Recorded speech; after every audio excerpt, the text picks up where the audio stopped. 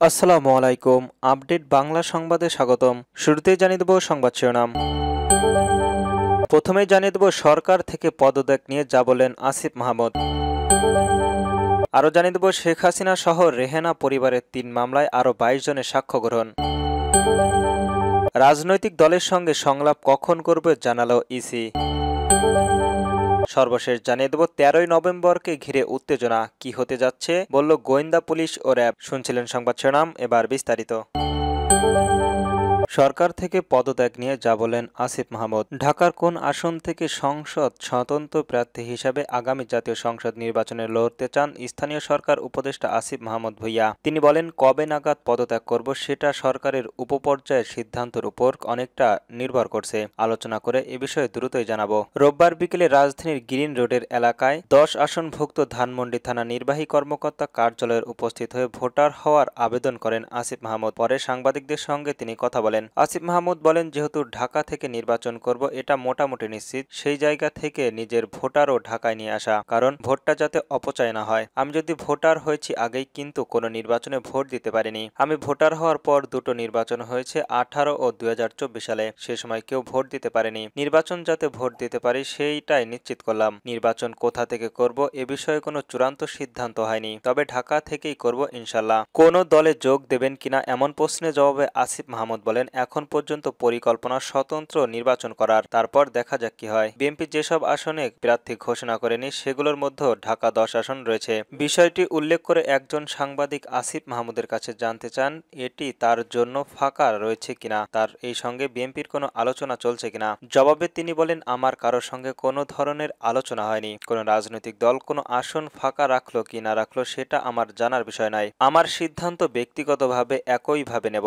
এক প্রশ্নের জবাবে আসিফ মাহমুদ জানান, সরকার থেকে পদত্যাগ করার পর ধানমন্ডির এলাকার পরিকল্পনা করছে, সেই জায়গা থেকে এই এলাকার ভোটার হচ্ছেন, যাতে ভোটা অপচয় না হয়। সরকারের উপদেষ্টা পরিষদের পদ থেকে জনতার কাতারে আসবেন এমন এক প্রশ্নের জবাবে আসিফ মাহমুদ বলে, নিশ্চিতভাবে বলছি যে আমি নির্বাচন করব। কবে নাগাদ পদত্যাগ করব এটা আপনারা জানেন। সরকারের উপপর্যায়ের সিদ্ধান্তের উপর অনেক কিছু নির্ভর করছে। আলোচনা করে দ্রুত আপনাদের সে বিষয়ে জানাবো। জুলাই সনদ বাস্তবায়ন ও জনগণের গণভোট করতে হবে, তা নিয়ে রাজনৈতিক দলগুলোর ভিন্ন মতের কারণে সৃষ্টির পরিস্থিতি নিয়ে সাংবাদিকদের উপদেষ্টায় আসিফকে প্রশ্ন করেন। জবাবে তিনি বলেন, এ বিষয়ে এখনো কোনো সিদ্ধান্ত আসেনি। সরকারের রাজনৈতিক দলগুলোকে আলোচনা করার জন্য সময় নিচ্ছে এবং রাজনৈতিক দলগুলোর কাছ থেকে ফিডব্যাক মতামত চাওয়ার পর চূড়ান্ত সিদ্ধান্ত নেবে। সিদ্ধান্ত নেওয়ার পরে যা বলা যাবে, এখন কিছু বলা যায় না। শেখ হাসিনা সহ রেহেনা পরিবারের ৩ মামলায় আরও ২২ জনের সাক্ষ্য গ্রহণ। ক্ষমতাচ্যুত সাবেক প্রধানমন্ত্রী শেখ হাসিনা ও তার বোন শেখ রেহেনা সহ ৫ জনের বিরুদ্ধে ক্ষমতার অপব্যবহার করে রাজনীতি ক্ষমতাচ্যুতের নতুন শহর প্রকল্পের ৩০ কাঠামো সরকারি প্লট বরাদ্দ নেওয়ার অভিযোগে দুদকের মামলা করার আরও ২২ জনের সাক্ষ্য দিয়েছেন। মামলাগুলোর আরও অভিযুক্ত রয়েছেন শেখ রেহেনার মেয়ে টিউলিপ রেজওয়ান সিদ্দিক, আজমির সিদ্দিকের ছেলে রাউদান মুজিব সিদ্দিক। রোববার ৯ নভেম্বর ঢাকা বিশেষ জজ ৪-এর বিচারপতি রবিউল আলমের আদালতে তারা সাক্ষ্য দেন। এর মধ্যে শেখ রেহেনা ও শেখ হাসিনা সহ ১৭ জনের বিরুদ্ধে দায়ের করা মামলায় সাক্ষ্য দিয়েছেন ৮ জন। আজমিনা শিকদার ও শেখ হাসিনা সহ ১৮ জনের বিরুদ্ধে দায়ের করার মামলায় সাক্ষ্য দিয়েছেন ৭ জন। এদিকে রজওয়ান মুজিব সিদ্দিক ও শেখ হাসিনা সহ ১৮ জনের বিরুদ্ধে করা মামলায় সাক্ষ্য দিয়েছেন আরও ৭ জন। আদালতের পেশকার বলার উদ্দিন বিষয়টি নিশ্চিত করেছে। এদিকে শেখ হাসিনা এবং শেখ রেহেনার বিরুদ্ধে ক্ষমতার অপব্যবহার ও অনিয়মের মাধ্যমে পূর্বচল নতুন শহর প্রকল্পের ১০ কাঠা প্লট বরাদ্দ নেওয়ার অভিযোগে গত ১৩ই জানুয়ারি মামলার দায়ের করেন দুদকের উপপরিচালক সালাউদ্দিন। মামলাটি টিউলিপ রেজওয়ান সিদ্দিক ও শেখ হাসিনা সহ ১৫ জনকে আসামি করা হয়। মামলাটির তদন্ত শেষে গত ১০ই মার্চ আরও ২ আসামি সহ মোট ১৭ জনের বিরুদ্ধে আদালতের চার্জশিট দাখিল করেন তদন্তকালীন কর্মকর্তা আরফান জান্নাত কেয়া। এ মামলায় অন্য আসামিরা হলেন জাতীয় গৃহহীন ও গিনতপূর্ণ গণতন্ত্রের প্রশাসনিক কর্মকর্তা মোহাম্মদ সাইফুল্লাহ ইসলাম সরকার, সিনিয়র সহকারী সচিব পূর্বী গেলদার, অতিরিক্ত সচিব আলী উল্লাহ সচিব এবং কাজী ইয়াসিন উদ্দিন, এছাড়াও অন্যান্য আরও অনেকেই। একইভাবে আজমিন সিদ্দিক ১০ কাঠা প্লট বরাদ্দ নেন। তার বিরুদ্ধে একই অভিযোগে ১৩ই জানুয়ারি মামলা করার দুদকের সহকারী পরিচালক আরফানাত জান্নাত কেয়া। মামলাটি টিউলিপ ও শেখ হাসিনা সহ ১৬ জনকে আসামি করা হয়। তদন্ত শেষে ১০ই মার্চ আরও ২ আসামি সহ মোট ১৮ জনের বিরুদ্ধে আদালতের চার্জশিট দখল করেছে আরফান জান্নাত কেয়া।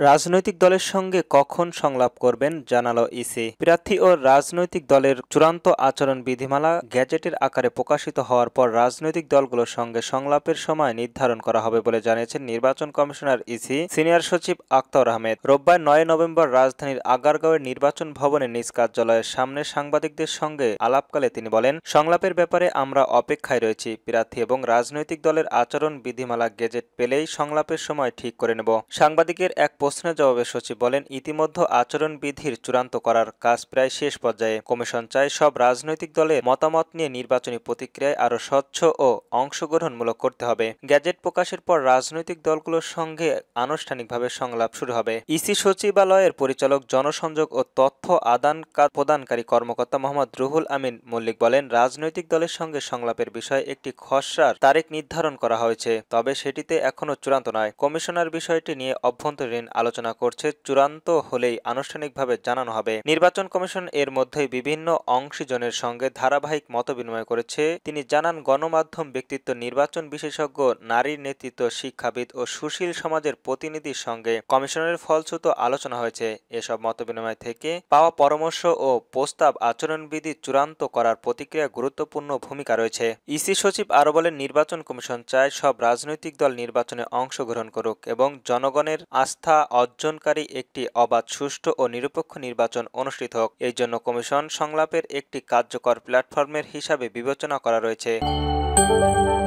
13 নভেম্বর ঘিরে উত্তেজনা, কি বলছে গোয়েন্দা পুলিশ ও র্যাব। ক্ষমতাচ্যুত সাবেক প্রধানমন্ত্রী স্বৈরাচারী শেখ হাসিনার বিরুদ্ধে মানবতা বিরোধীর অপরাধের মামলার রায়ের ঘোষণা সম্ভাব্য তারিখ 13 নভেম্বর কেন্দ্র করে রাজধানী সহ সারা দেশে উত্তেজনা বিরাজ করছে। ফ্যাসিবাদের পক্ষ থেকে আন্দোলন ও ব্লকটেড হুমকির দেওয়া হয়েছে। সামাজিক যোগাযোগ মাধ্যমে ছড়িয়ে পড়েছে নানা ধরনের গুজব ও অপপ্রচার, যার মাধ্যমে রয়েছে সমাজতান্ত্রিক ও গণসমাজের ঘটিকা বিশৃঙ্খলা সৃষ্টি, লকডাউনের গুজব এবং গুরুত্বপূর্ণ স্থাপনের হামলার আশঙ্কা এবং যানবাহনের অগ্নিসংযোগের প্রচার। এর পরিপ্রেক্ষিতে পুলিশ সদস্য দপ্তর বলেছে, আইন শৃঙ্খলা পরিস্থিতি ঠিক রাখতে প্রয়োজনীয় নজরদারি ও আগাম তথ্যের ভিত্তিতে গোয়েন্দা তৎপরতা চলমান রয়েছে। রাজধানী সহ সারা দেশের চেকপোস্ট বাড়ানোর পাশাপাশি তল্লাশি কার্যক্রমে জোরদারের নির্দেশ দিয়েছে পুলিশের অতিরিক্ত আইপিজি খন্দকার রফিকুল। এদিকে ঢাকা মহানগর গোয়েন্দা পুলিশের এক কর্মকর্তা বলেছেন, কার্যক্রম নিষিদ্ধ আওয়ামী লীগের পুরো কৌশল বাদ দিয়ে এবার তারা নতুন কিছু করতে চায়। খন্দকার রফিকুল বলেন, 13 নভেম্বরকে ঘিরে কোনো দল বা গোষ্ঠী বিশেষ কিছু ঘটাবে বলে সুনির্দিষ্ট কোনো তথ্য আমাদের কাছে নেই, তবে সামাজিক যোগাযোগ মাধ্যমে নানা প্রচারণা চলছে।